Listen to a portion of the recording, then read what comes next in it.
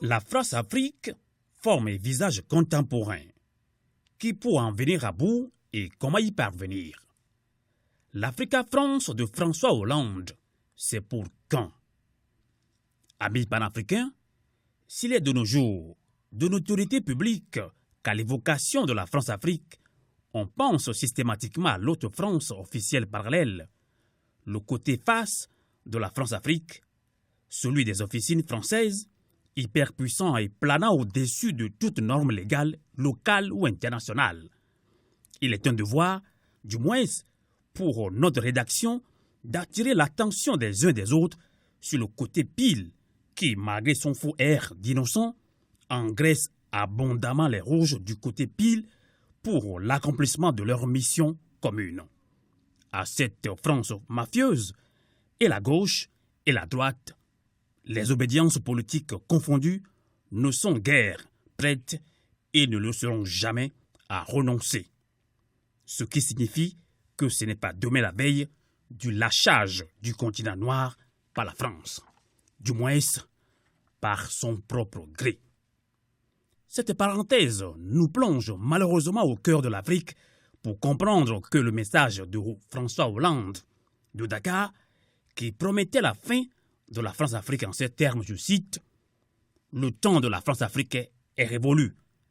Il y a la France, il y a l'Afrique. » Et avant de poursuivre que les officines et les intermédiaires trouveront désormais porte close à l'Élysée.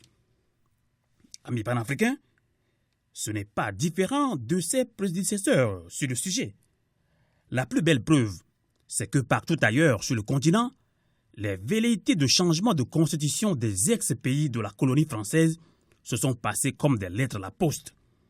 Du Congo-Brazzaville au Rwanda, en passant par la République démocratique du Congo, pour atterrir au Togo, l'hypocrisie de la France est criarde.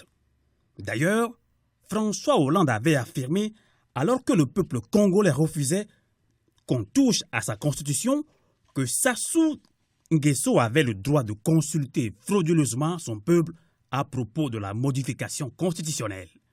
Pour ce qui est du Togo, il convient de préciser que si la démocratie peine à voir le jour dans ce pays, eh bien, il ne faudra pas chercher loin.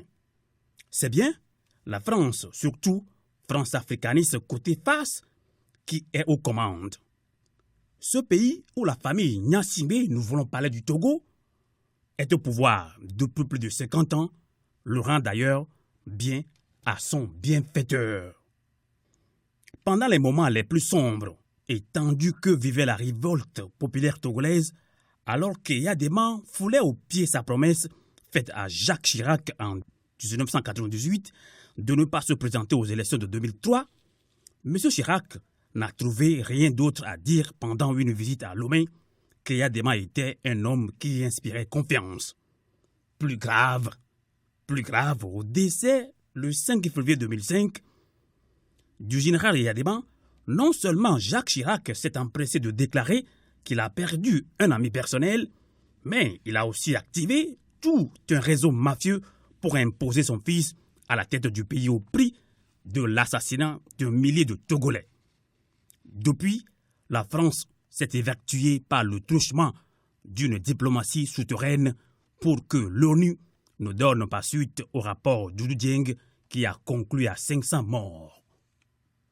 Amis panafricains, Nicolas Sarkozy, qui connaît bien le pédigré mafieux du régime togolais, ne manifestait pas d'enthousiasme à l'égard de Faure Gnassingbé. Mais cette distance ne lui priva pas de rappeler au régime de Lomé les intérêts de l'Hexagone en décembre 2007 à Nice. François Hollande a promis des relations plus saines, multiplié les discours sur la disponibilité de la France à se tenir prêt aux côtés des peuples en lutte pour la liberté, la démocratie.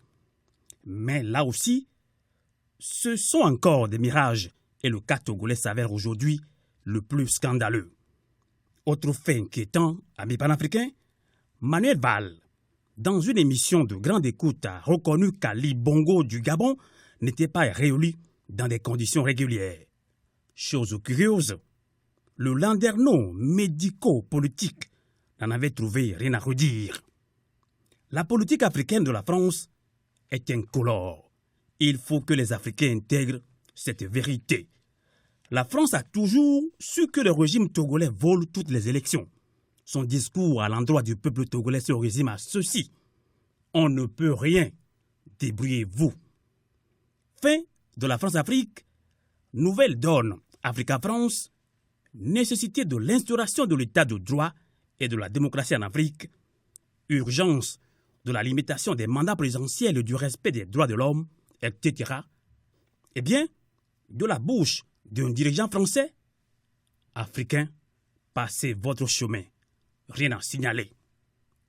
Le franc CFA, le financement à plus de 50% des budgets de nos institutions, CEDEAO, Union africaine, etc., par la France, entre autres, le déni de la puissance de nuisance de côté face de la France-Afrique, la singerie de nombreux Africains et le reniement de leurs valeurs ancestrales, le copinage avec les potentats locaux au pouvoir, etc., voilà des embûches à ôter pour la renaissance de l'esprit panafricain.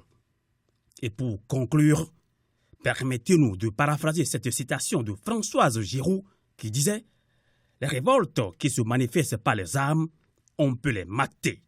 Celles qui naissent et se propagent par l'esprit sont insaisissables. » Et l'Afrique a vraiment besoin d'une révolution intelligente et jeune, comme l'a chanté l'artiste ivoirien Tiken Jah Fakoly. Merci de nous être fidèles sur le 3xW.canalk.ch et ses radios partenaires FM Liberté, Eben Radio et Radio Dénigment.